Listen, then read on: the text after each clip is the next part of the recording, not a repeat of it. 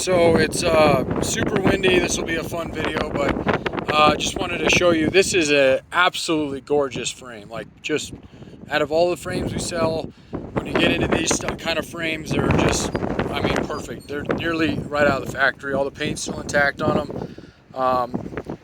You know, there's, I mean, obviously need to clean it up a little bit, but there's absolutely no rust on this thing whatsoever.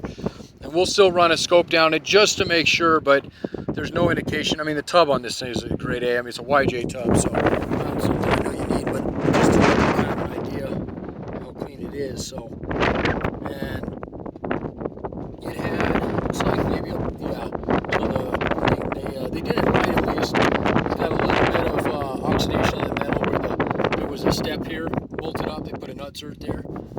Probably another one, I would imagine, somewhere here.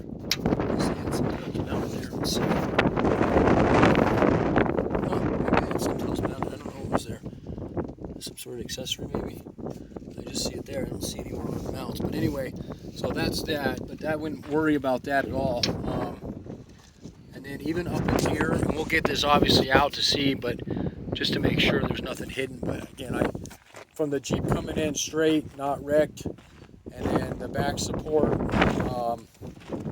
absolutely beautiful. So this is where the frame would come from, at least. And if I'm not mistaken, let me see the axle. I think this is the early style axle I was telling you about as well. Yeah, it is, and you can tell because it's got these kind of a vented look to it. So it's a 35. This is a 4-cylinder, so this will have the 410 gear ratio, which after talking to everybody, they all advise going with this one versus a real tall gear, like a 307. So non-C-clip. And the axle itself is beautiful as well, so no rust on it either. And the track bar mount, which oftentimes right there is broken on YJs because people take them off and then they don't put the proper bump stops. They smash it down in the frame and it breaks them off. Those are perfect. Those are in good shape. So we'll still check out the axle, make sure nothing, you know, inside of is too worn on it. So, and then these springs would be an option for you, and I had somebody look these up, and they're a name brand spring. I can't remember if it was a Old Man Emu or one of the bigger spring kits. Holy fuck, it's windy.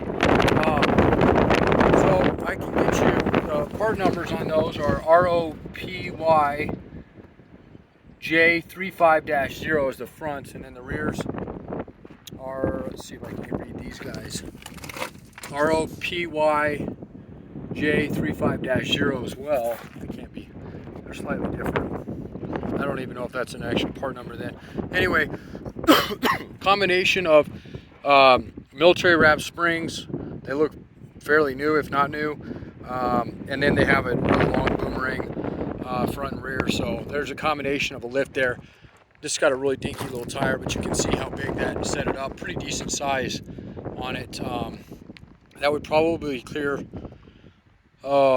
definitely a 33, maybe a 35.